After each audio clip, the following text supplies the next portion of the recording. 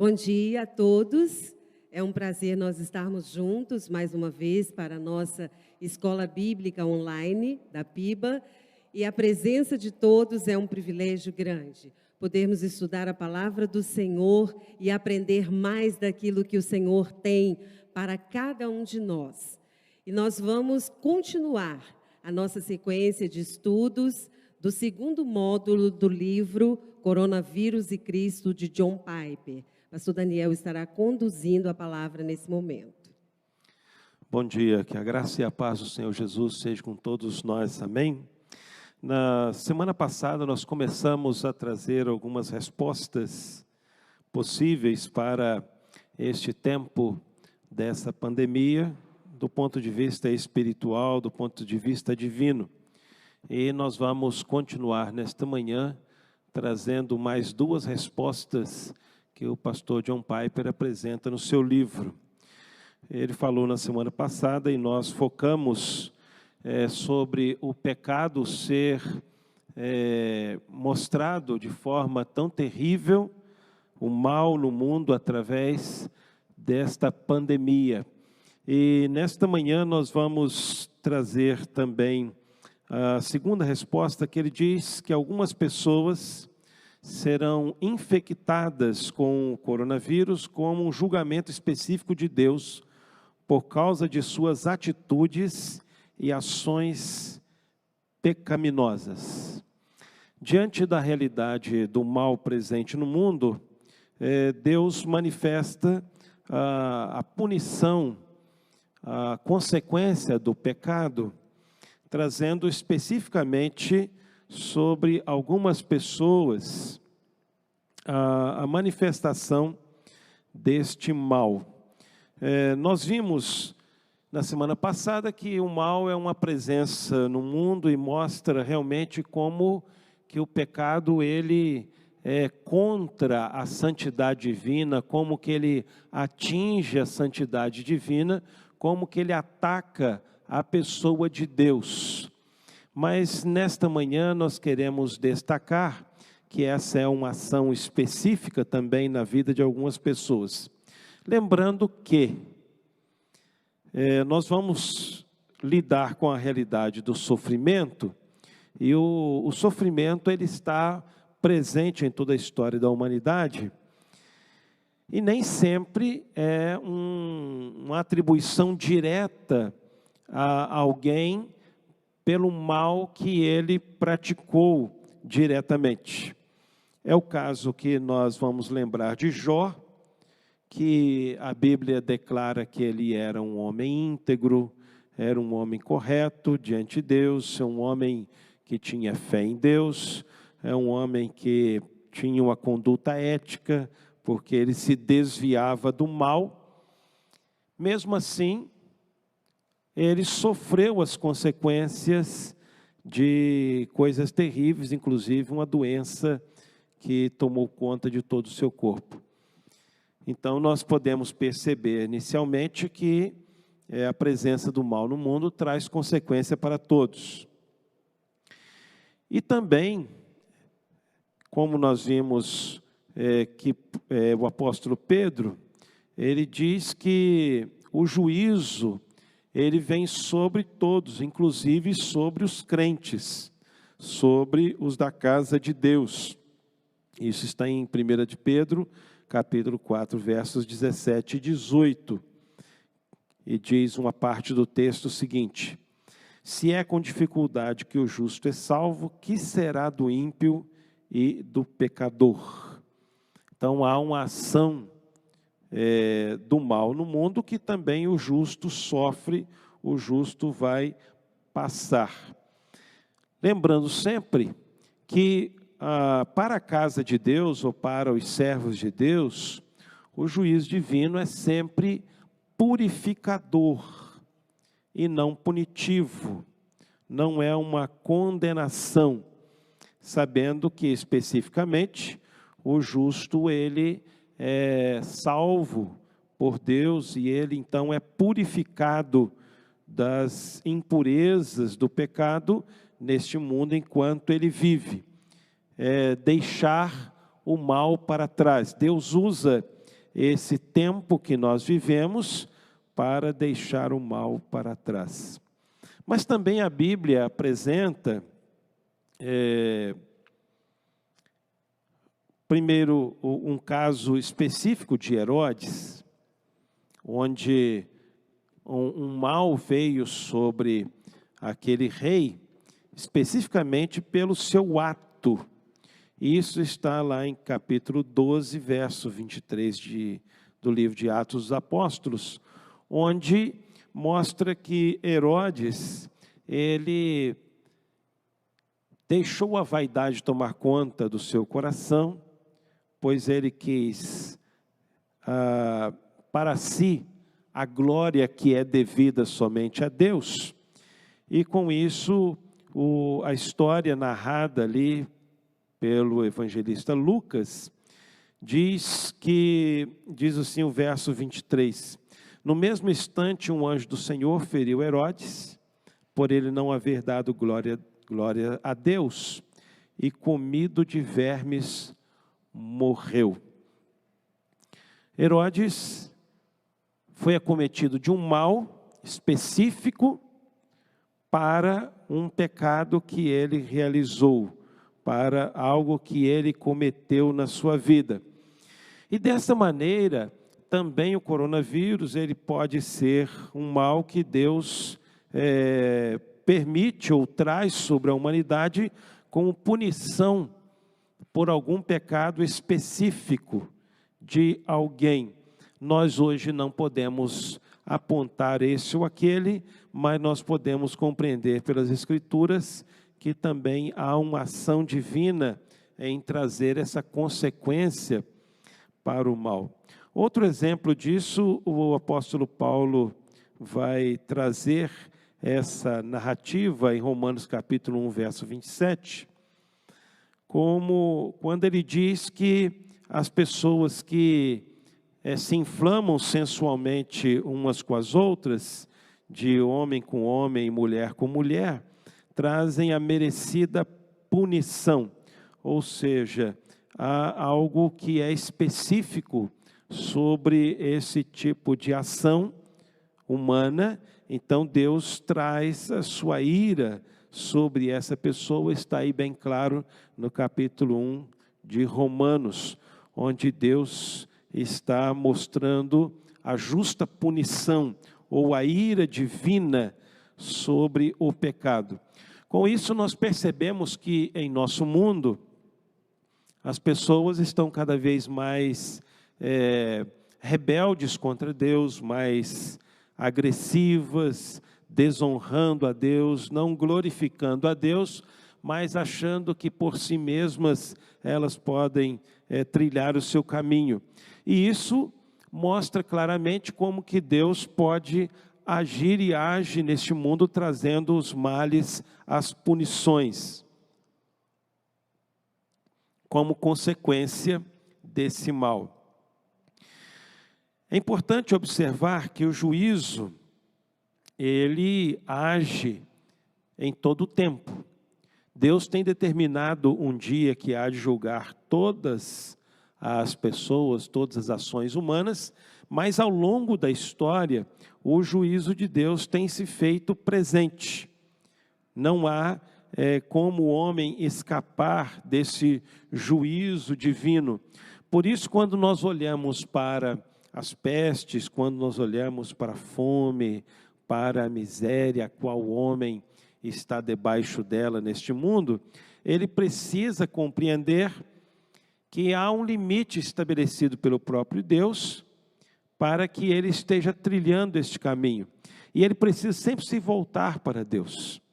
Na verdade, os juízos divinos sobre os homens são alertas de Deus para que a humanidade esteja se voltando para Ele. É Deus chamando a atenção da humanidade que ela não anda por si só, ela não é independente, ela não é autônoma, ela não tem esse poder de andar com suas próprias pernas, mas que ela tem uma dependência.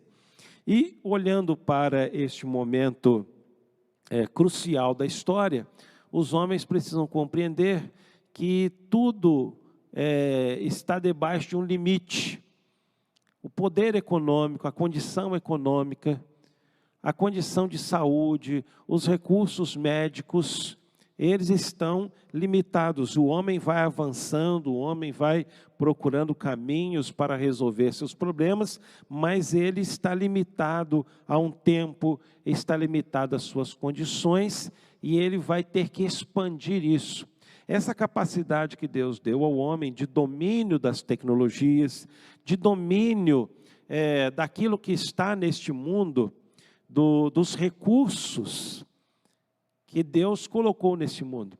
Em Gênesis capítulo 1, quando Deus cria o homem, Ele dá esse poder ao homem de dominar, esse poder de conquistar, esse poder de transformar realidades.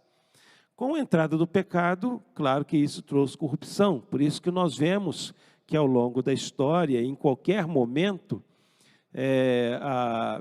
as soluções que os homens encontram para resolver os problemas sempre vêm também com a grande carga de corrupção, de desvio, de intenção, vem com manipulações, com interesses, o que nós percebemos nesse tempo, onde os homens estão usando a situação do coronavírus também para usufruir de bens, de levar vantagem, de trazer algum tipo de benefício próprio, porque o mal presente no mundo traz isso sobre a humanidade.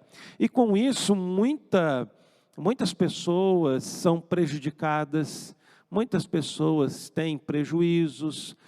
O avanço real da medicina, da ciência, que poderia alcançar todas as pessoas, não alcança, porque justamente os homens estão limitados a essa presença do mal na sua vida. Quando nós observamos que algumas pessoas podem ser punidas diretamente por um mal igual a esse, nós temos que observar a maneira que Deus apresenta do homem escapar desta punição.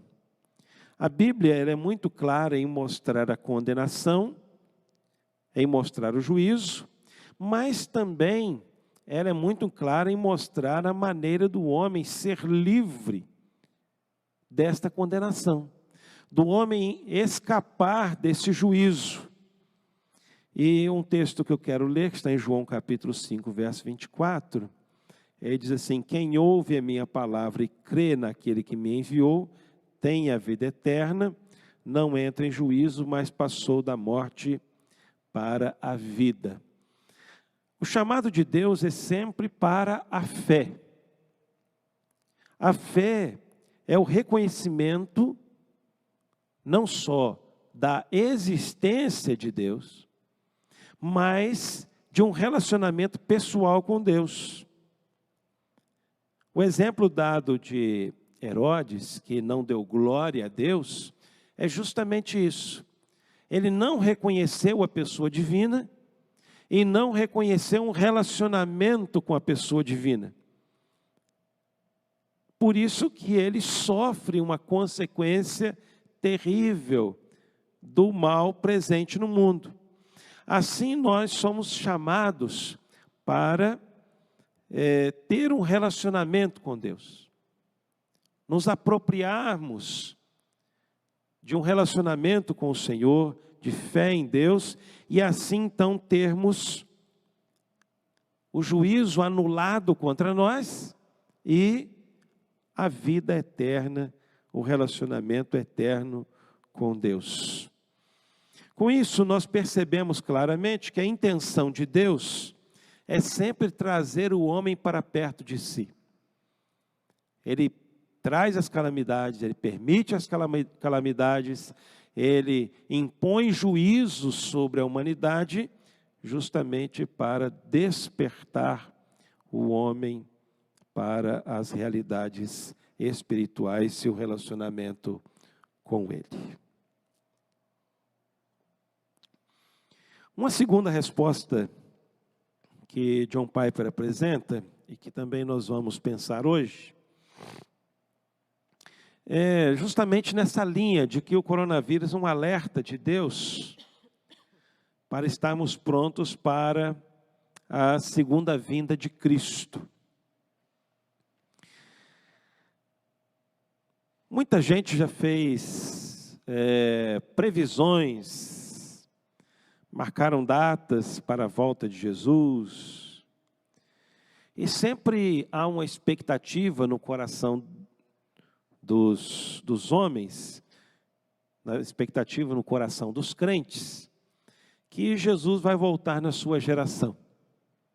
Nós não temos como precisar quando é que Jesus volta, porque a própria Bíblia nos limita quanto a isso. Mas a Bíblia também nos autoriza, ou nos instrui, nos impulsiona, nos instiga a sempre viver nessa expectativa da volta de Jesus. E quando, capítulo 1 de Atos, verso 11, aquele momento da ascensão de Jesus, é dito então assim: porque vocês estão olhando para as alturas? Esse Jesus que foi levado do meio de vocês para o céu, virá de modo como vocês o viram subir. Os discípulos de Jesus precisam sempre manter a expectativa da volta de Jesus. E os sinais da volta de Jesus, eles estarão sempre presentes em cada geração. E nós que vivemos 20 séculos depois dessas promessas de Jesus, nós vemos muitas coisas se cumprindo em nosso tempo. Muitos sinais da volta de Jesus. E uma peste igual essa é mais uma sinalização de Deus de que em algum momento a humanidade vai presenciar o retorno de Jesus ao mundo para levar a sua igreja e para consumar todas as coisas. E o chamado que nós devemos perceber claramente é para que nós possamos estar prontos para esse encontro com Jesus. Uma das coisas que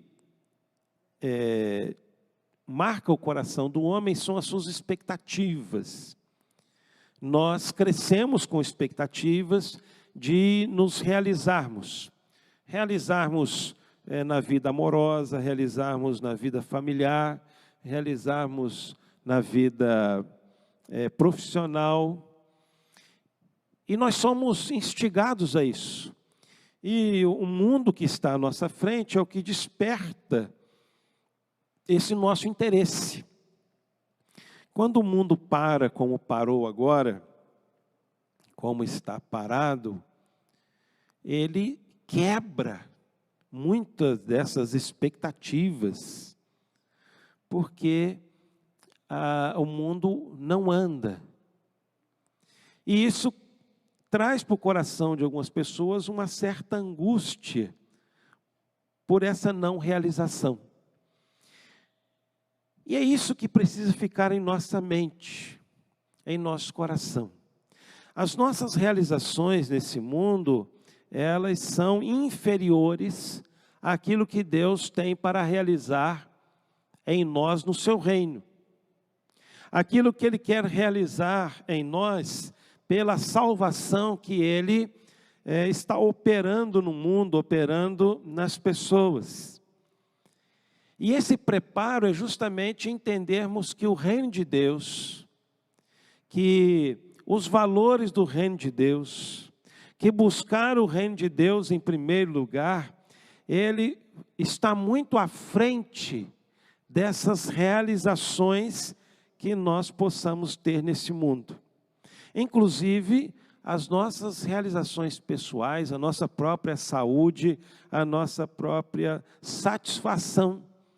tudo isso se torna secundário quando nós olhamos para a fragilidade da vida e que a nossa visão deve estar voltada para o retorno de Jesus a este mundo e para a instauração do seu reino, que é um reino para todo sempre.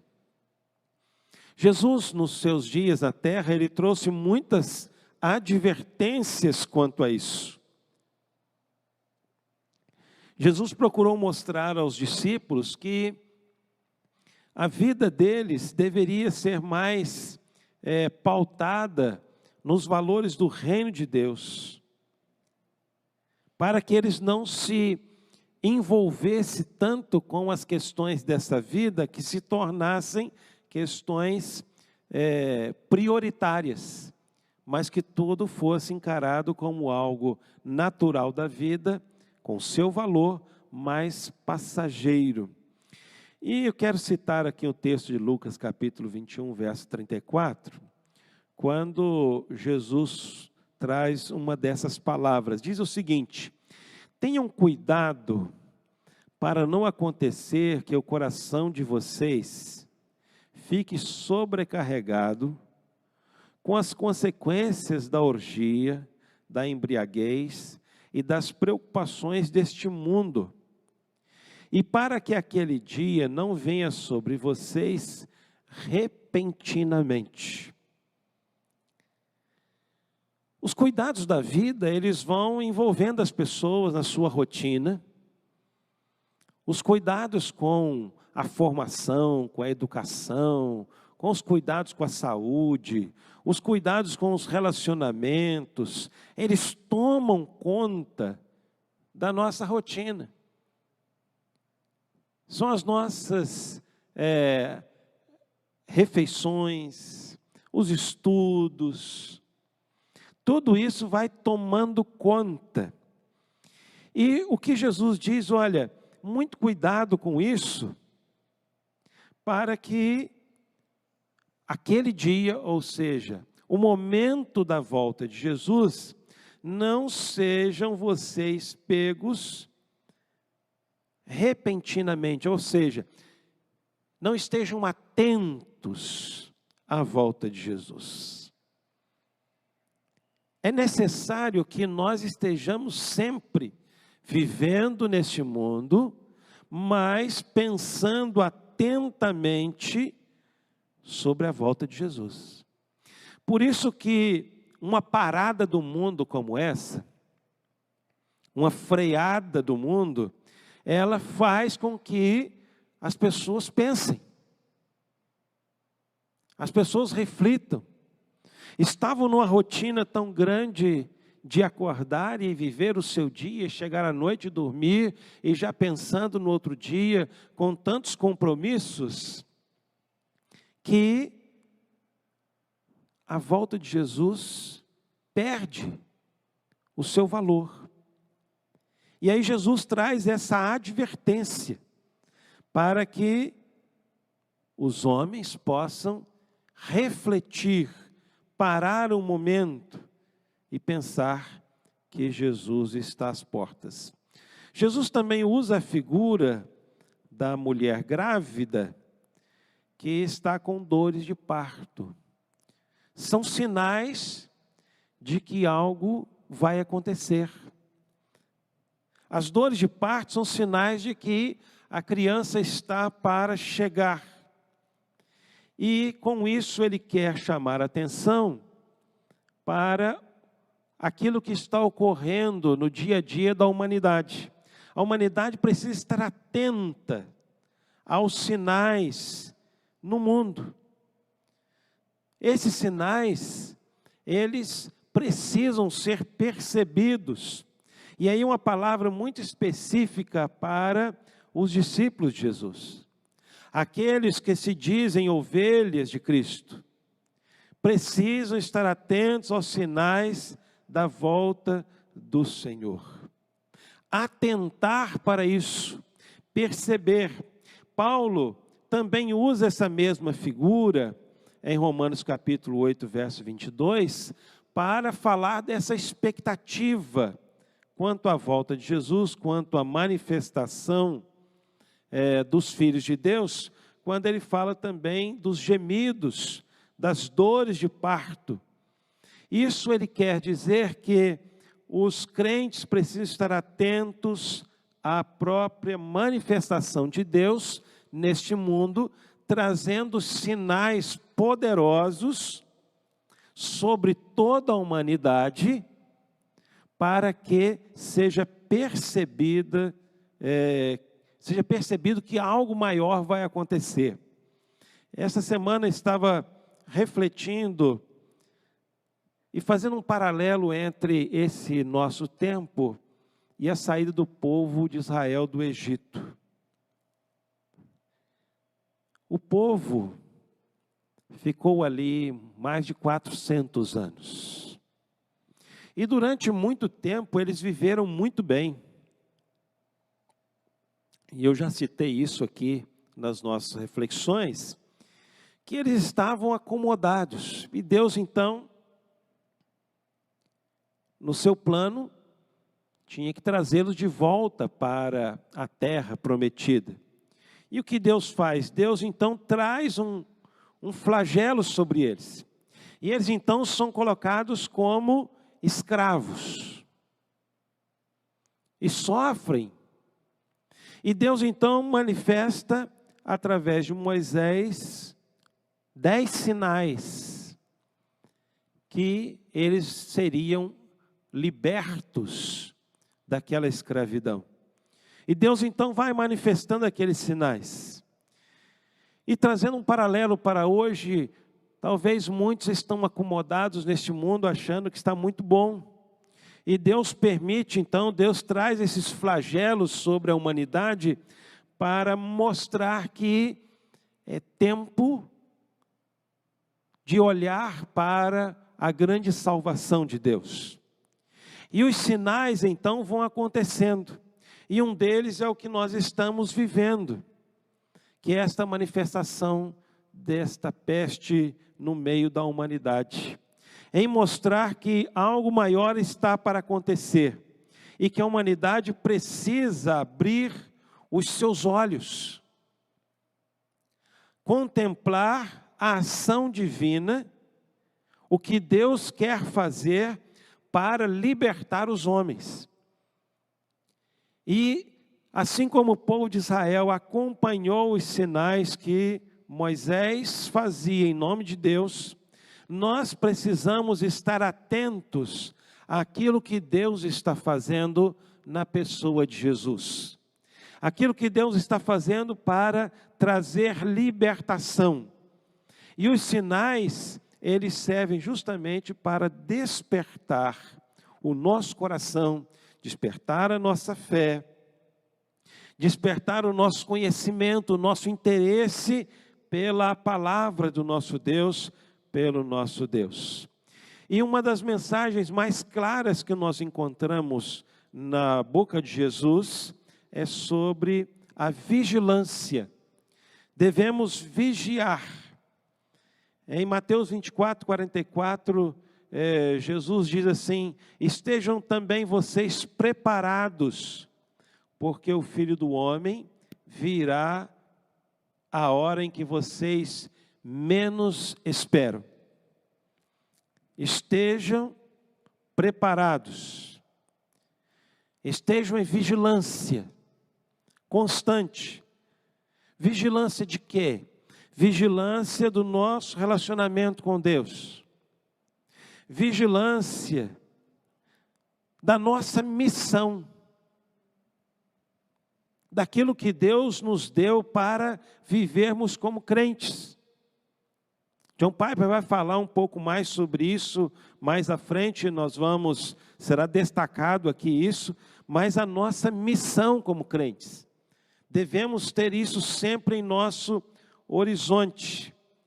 E em Marcos 13, Jesus diz assim: estejam de sobreaviso e vigiem, porque vocês não sabem quando será o tempo.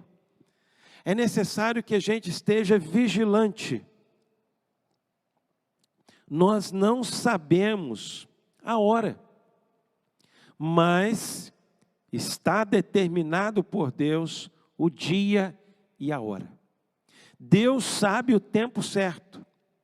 Para nós, cabe a vigilância, estarmos atentos, porque o nosso Deus, Ele cumpre a sua palavra.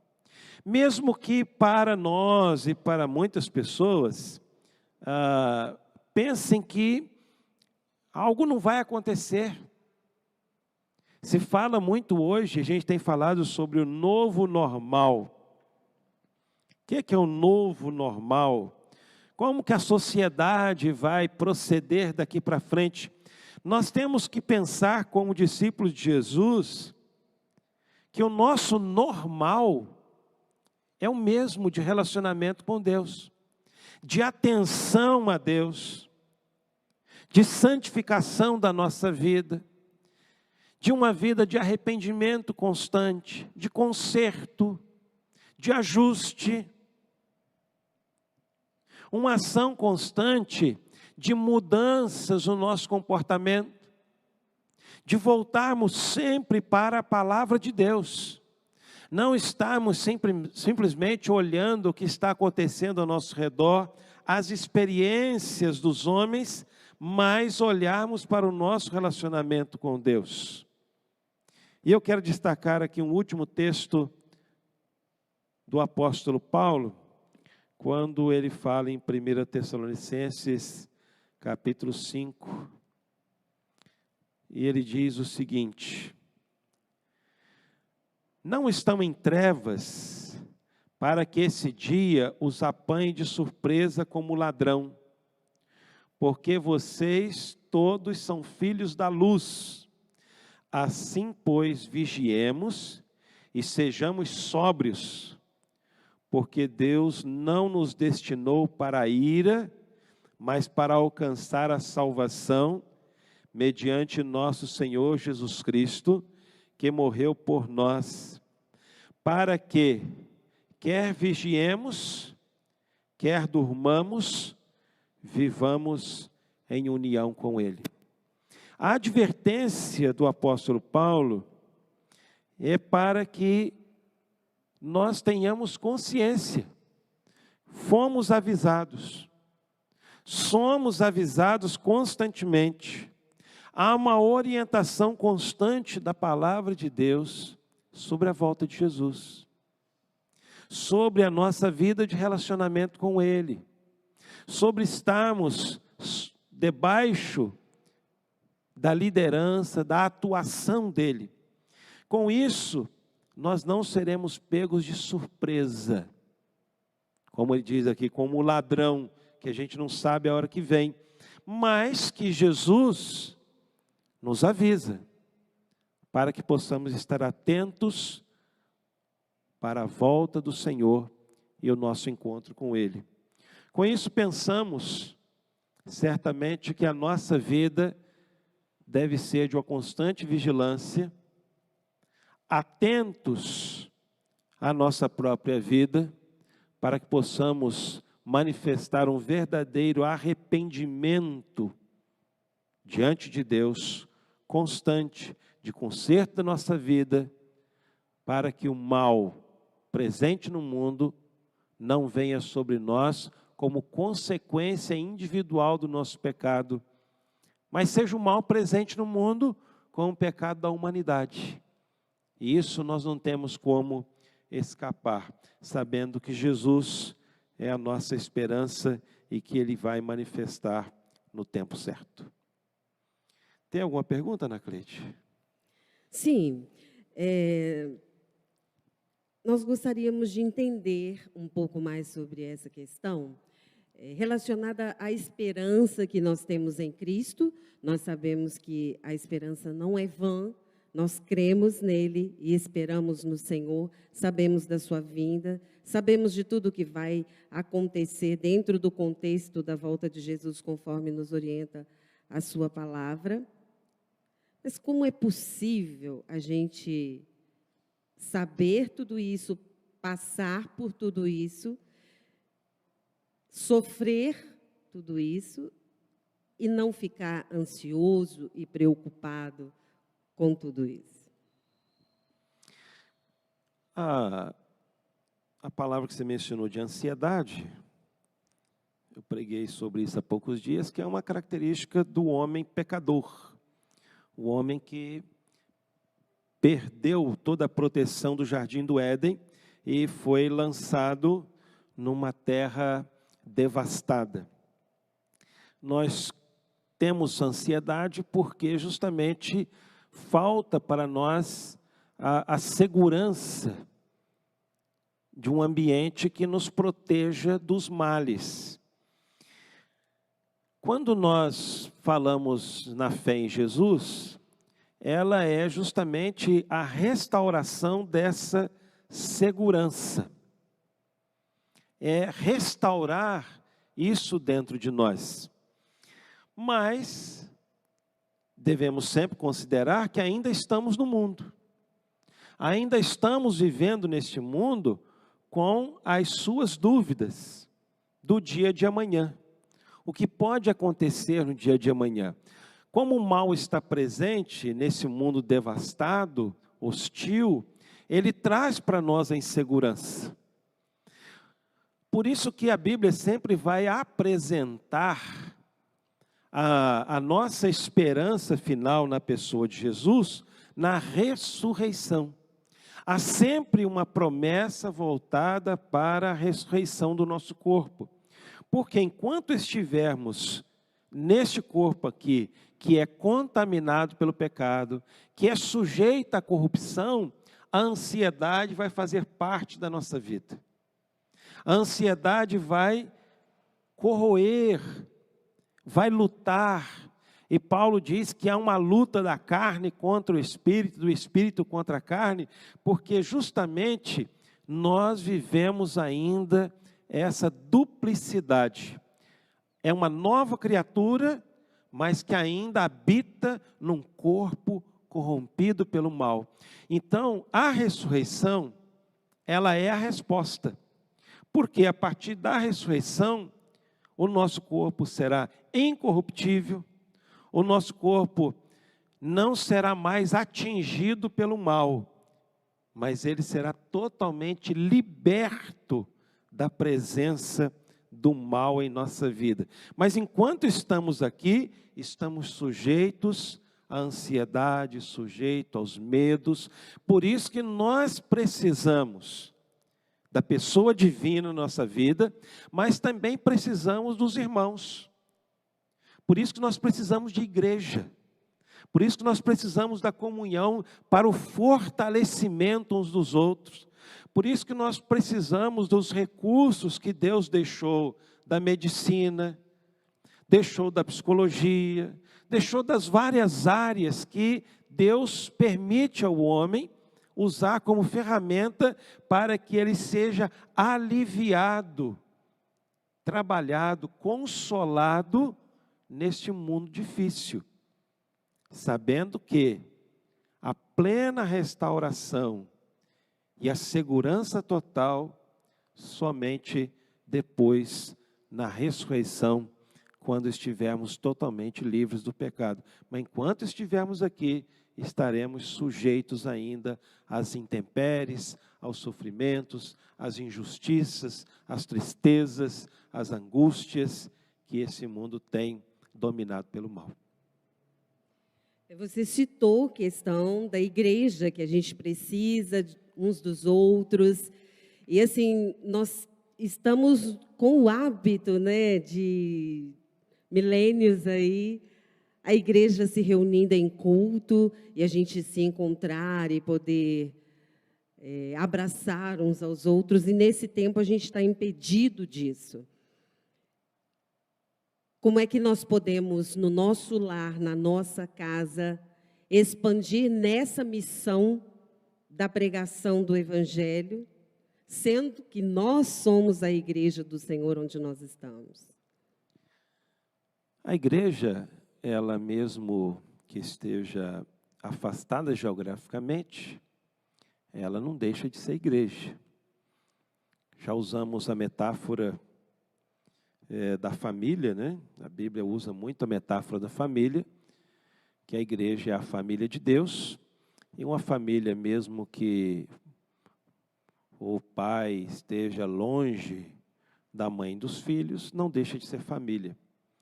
Com isso, nós vamos perceber que os valores estão fortemente indicados nesta ligação.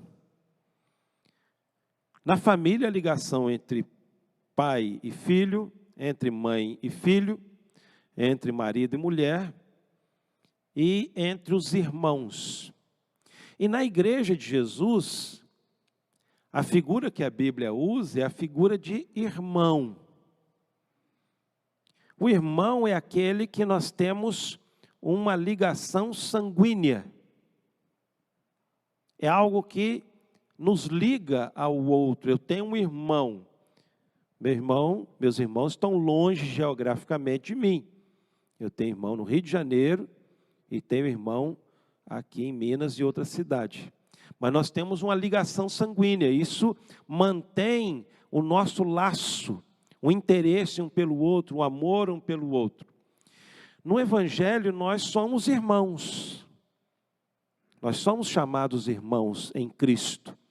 A nossa ligação, ela também é sanguínea, porque é pelo sangue de Jesus que nos une. Com isso, nós nos fortalecemos nessa irmandade, em oração uns pelos outros, em comunhão de relacionamento, de comunicação. E isso vai refletir diante da sociedade por essa união que nós vivemos. Isso vai ser um testemunho diante dos homens que os crentes em Cristo, os discípulos de Jesus, os irmãos, eles permanecem firmes, fortes e atravessam crises como essa. Nós temos 2000 anos de história. A igreja atravessou inúmeras crises.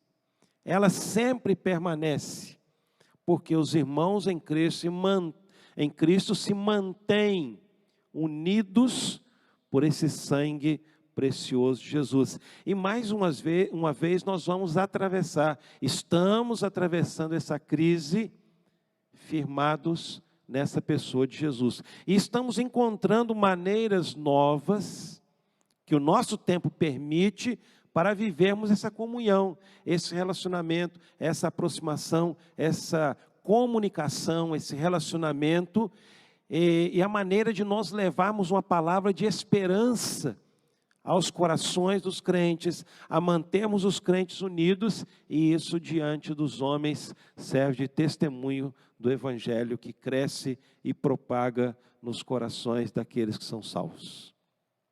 Amém. Finalizamos então as nossas perguntas e nós voltaremos no próximo domingo. A nossa família estará em férias, o irmão Cordeiro estará conduzindo o estudo aqui no próximo domingo, e voltaremos na última semana do mês de julho para novamente estar com os irmãos estudando a palavra do Senhor. O pastor Daniel irá orar nesse momento, encerrando esse tempo da Escola Bíblica Online da PIBA. Oremos. Muito obrigado, Senhor Deus, por esta manhã. Obrigado porque o Senhor manifesta a sua graça sobre nós, trazendo avisos tão importantes para a nossa vida. Obrigado porque nós percebemos o amor do Senhor, trazendo sobre a humanidade a esperança pela volta do Senhor Jesus. Obrigado pela tua palavra, que nos foi deixada como revelação. E nós podemos estudar, nós podemos nos aprofundar nela para conhecer aquilo que o Senhor tem para cada um de nós. Continue abençoando a tua igreja, sustentando nesse deserto que ela atravessa, para que juntos possamos chegar vitoriosos à Canaã celestial, a qual o Senhor nos prometeu. Guarda o nosso coração, sustenta o teu povo, abençoa as autoridades do nosso país, abençoa o presidente, os governadores, os prefeitos, que tu, Senhor Deus, possa sustentar, trazer temor aos corações das autoridades em todos os níveis, para que possam buscar o bem do povo, para que possam amenizar sofrimentos neste tempo. Obrigado pelos recursos que o Senhor tem provido ao teu povo para atravessar as crises. Oramos agradecidos em nome de Jesus. Amém e amém.